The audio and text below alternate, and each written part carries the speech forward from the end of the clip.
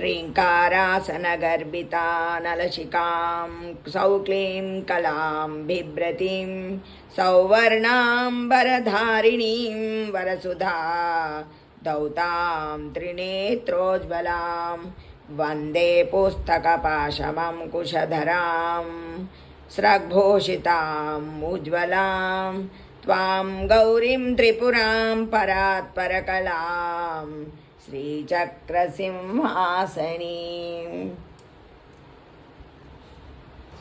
ॐ दुर्गायै नमः। ॐ शिवायै नमः। ॐ महालक्ष्म्यै नमः।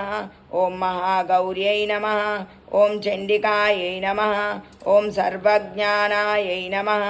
ॐ सर्वलोकेशै नमः। ॐ सर्वकर्मफलप्रदायै नमः।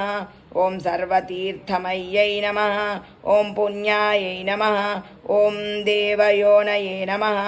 ॐ अयोनिजायै नमः। ॐ भूमिजायै नमः। ॐ चण्डिकायै नमः।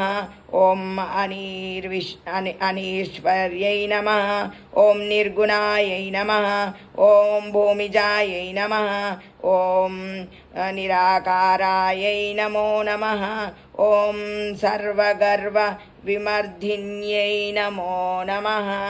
ॐ चण्डिकादेव्यै नमो नमः। ॐ चामुण्डादेव्यै नमो नमः।